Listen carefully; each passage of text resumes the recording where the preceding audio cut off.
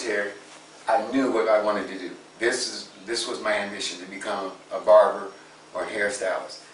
So I enrolled in beauty school. When I enrolled in beauty school, at the same time in the community, people were starting to wear the Afro natural, which was symbolic of we're beginning to be conscious of who we were, we're beginning to be proud of who we were, and it manifested in this Afro natural. So I'm in beauty school and I'm learning all these techniques to reconstruct the hair and make the hair straight using extreme heat, using chemicals, which resulted in chemical burns and these types of things.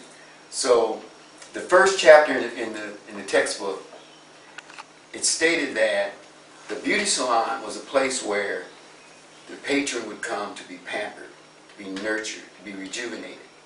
My observation was this wasn't happening in the black beauty salon. There was just chemical burns, there was extreme heat, there was a lot of uncomfortable, they weren't comfortable. Also, I observed that I could see the chemical burns. I could see the burns from the hot comb on the neck, on the ears, on the forehead. And I would question the clients or the patrons, well, what's going on here? Because I wasn't aware, I'm a man. I wasn't aware. And they say, oh, that's just a burn. Oh, so I noticed how casual they were about it. And that impacted my mind also. Oh. So during this time in the 60s, as you say, it was a social political movement to wear your hair in an Afro style. When did you see the political significance start to go away and people start to just treat it as a hairstyle? Or when did you see the transition away from wearing the natural Afro? That's very interesting because it started out not as a hairstyle. It started out as a cultural, political, social statement. I'm proud of who I am. I understand my African background, and it manifests in wearing my hair natural, going against this, if you will, the trends of, or the concept of what is beauty, what is the standard of beauty. We were beginning to accept ourselves as we were naturally. And so that whole movement started. Now what's interesting that it never became a hairstyle too much later. How that happened was in the 70s. We didn't see the last institutions in America during integration that were integrated was the barbershop and the beauty salon. They still remained segregated during the integration period. So we didn't know that Euro-Americans were going into barbershops, going into beauty salons that were basically Euro-American, and asking for an Afro. They were looking at us, as you know, most of the trends around the planet start with African Americans, especially in fashions, music, even lifestyles. So we didn't know that they were saying, I want an Afro.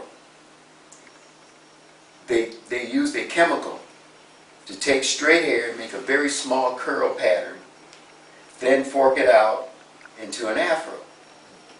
In fact, there was a product at that time, the brand name of that product was Natural Man, which is interesting.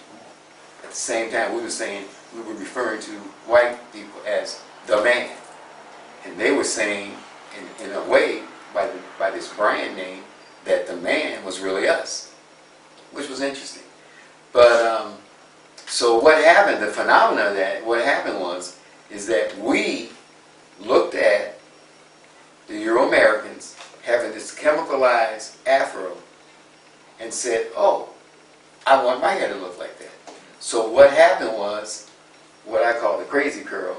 All of those curl products came out where we took our hair, straightened it, and then reformed the curl patterns with a chemical to get a natural Afro hairstyle to get a chemicalized hairstyle like the European, which was copying our social political statement, which was the Afro natural. Wow, interesting. I think that was me during my youth. It was in the 80s when the curl was very popular. And as I got a little older, I started to see that we kind of transitioned away from the curl. Elaborate on how the hairstyles kind of evolved at that point till today. Okay, well, what was interesting is that once it lost its political social identity and became a hairstyle.